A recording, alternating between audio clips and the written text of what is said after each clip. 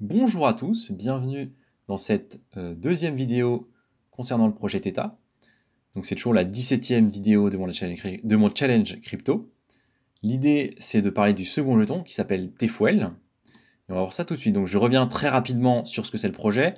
L'idée c'est d'avoir une blockchain qui va être en fait le sous-jacent et l'infrastructure des plateformes vidéo et streaming, d'accord? Donc l'idée c'est d'avoir du stockage et de la distribution décentralisée à l'aide des utilisateurs qui prêteront leur bande passante. Au niveau de la tech, c'est toujours la même chose, donc Proof of Stake, ERC20 compatible. On a des validateurs, très peu, du coup c'est assez centralisé.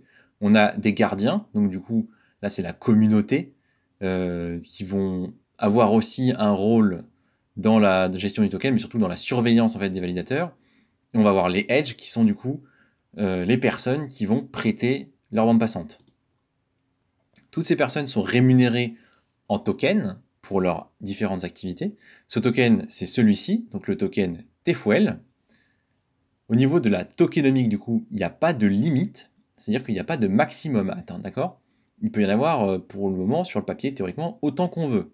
Ce qui est une chose qu'on apprécie pas du tout, parce que ça veut dire que si vous avez du Tfuel, si derrière on en crée 30% de plus, il y a tendance à ce que la valeur de votre Tfuel baisse. C'est pas du tout quelque chose qui nous intéresse. Et c'est ça la réalité. On peut le voir là d'ailleurs, initialement il y avait 5 milliards émis, on voit que là on est déjà à 5,9 milliards. C'est le chiffre qui est donné par le site sur CoinMarketCap. C'est un peu moins que ça, enfin c'est sensiblement moins, mais en tout cas le site dit 5,9, je vous montre juste après.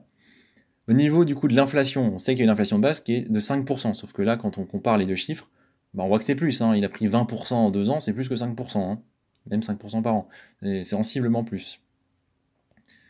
L'idée c'est qu'il y a quand même du burn, et c'est peut-être là qu'il y a eu un souci. Donc théoriquement, les gas fees sont burn. En tout cas, c'est ce qui est dit. Ce qu'on peut deviner, du coup, c'est qu'il n'y a pas eu assez de transactions sur la blockchain et qu'il n'y a pas, du coup, il y a eu pas assez de burn et que ça n'a pas compensé autant qu'on l'aurait voulu l'inflation. J'imagine que c'est ça. Au niveau de la répartition, du coup, j'ai laissé celle de Theta, tout simplement parce que les Tfuel ont été attribués aux personnes qui stackaient du Theta. À savoir qu'on obtenait 5 Tfuel pour chaque Theta stacké. Les stackers étant essentiellement donc les validateurs, donc les grosses entreprises, et les gardiens, donc là on a vu, il y en a 3000. Donc ça veut dire qu'il n'y a quand même pas grand monde qui a touché l'essentiel des Tfuel. On suppose que, même si ça n'a pas été dit, la fondation n'a pas été stupide et a aussi stacké des Theta pour toucher une partie des Tfuel. Donc je suppose que la répartition est à peu près la même que pour les Theta au final. Donc le token, comme on l'a dit au niveau de l'utilité, c'est les gas fees, donc c'est toutes les transactions sur la blockchain, mais aussi toutes les transactions liées à différentes activités quand vous utiliserez ou quand vous utilisez le service. C'est-à-dire, si par exemple je regarde une série, je vais peut-être avoir une récompense. Si je fais différentes actions. Si j'ai envie, par exemple, de rémunérer mon streamer préféré, je peux, comme par exemple un Prime sur Twitch, je peux le payer en Tfuel. Ça va être ce genre d'interaction. Donc j'imagine qu'il y aura tout un tas de trucs qui seront pensés pour qu'on utilise au maximum le Tfuel, parce que s'ils ne le font pas, le prix va dump, mais on en reparle après. Au niveau des autres raisons d'en avoir, du coup, le stacking permet d'en générer, mais ça, on peut s'attendre à ce que ça soit vendu très très vite. Je veux dire, vous stackez, l'idée c'est que vous voulez avoir des revenus, donc théoriquement, vous allez les vendre. Donc ça, c'est plutôt tendance à dump, à mon avis. Que ce soit pour les validateurs ou les edge, quelle que soit votre fonction. Mais on reviendra dessus après. J'avais parlé de la TVL de Theta dans la précédente vidéo à ce moment-là. J'avais dit que c'était 2%, et c'est bien ce que Defilama montre. Par contre, le site officiel montre autre chose, quelque chose de très différent. Donc je vous remontre ça juste après l'analyse qui est là, pour que vous ayez les deux informations, parce que je ne sais pas laquelle est correcte. Donc au niveau des forces et faiblesses, je ne reviens pas sur le projet, on a déjà dit, très bon projet à mon avis, gros partenaire, marché très porteur, grosse croissance, mais toutes les problématiques dont on a parlé aussi, liées du coup au fait qu'il faut avoir énormément de gens qui s'intéressent au projet et qui veulent bien participer pour qu'il soit intéressant, que c'est limité du coup par exemple des variables qu'on ne maîtrise pas, par exemple le coût de l'électricité, les problématiques de ce genre-là, que la centralisation est bien évidemment présente, du fait qu'il y ait peu de validateurs. Et donc c'est vrai autant pour le Theta que pour le Tfuel. C'est-à-dire que les gens qui vont avoir le plus de Tfuel, c'est ceux qui vont stacker, a priori. Ceux qui vont stacker le Theta, parce qu'ils vont avoir une rémunération importante tous les ans. Donc ça centralise potentiellement le TFL, même si ce sera beaucoup moins que le Theta, vu que tout le monde, enfin tous les utilisateurs en auront. Mais on suppose qu'ils en auront un petit peu et qu'on aura une tendance à vendre. Enfin, selon les tendances inflationnistes, donc eux ils disent que c'est 5% d'inflation, mais ils nous disent quand même qu'en 2027, il y aura 7 milliards de tokens. 7 milliards, c'est énorme, hein. On a commencé à 5. Donc c'est presque 50% en plus. C'est 40%. C'est vraiment énorme.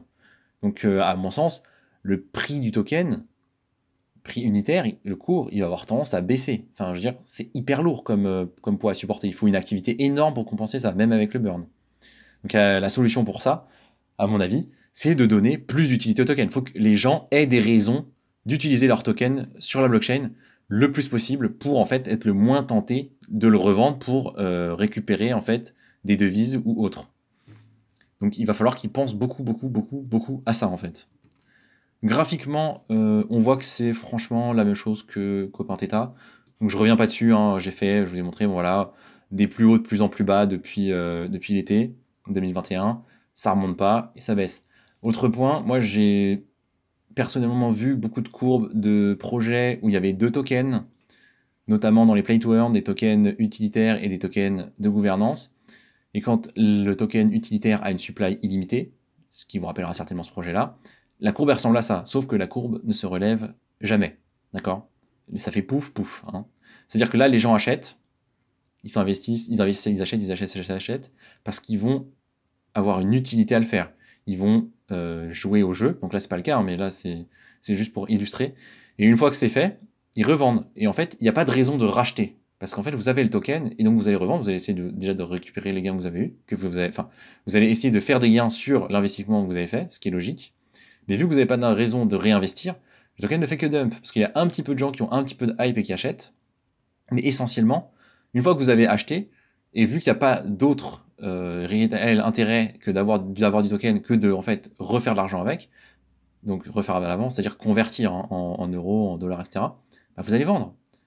Et donc, il faut absolument que l'équipe donne aux utilisateurs des raisons d'utiliser ce token, et beaucoup de raisons. Donc je pense qu'ils le savent, mais tant qu'ils ne le font pas, le token ne pourra pas gigapump.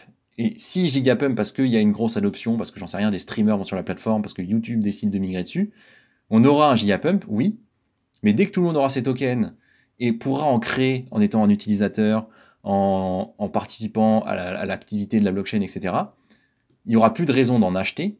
Et donc, qu'est-ce qui se passe? On vendra et on vendra plus qu'on achètera. Il y aura plus de gens qui vendent que de gens qui achètent. Et donc, le prix va baisser, mécaniquement. Donc, il faut en fait des raisons régulières, nouvelles, d'utiliser le token, de faire des trucs avec le token pour que ça ait un intérêt.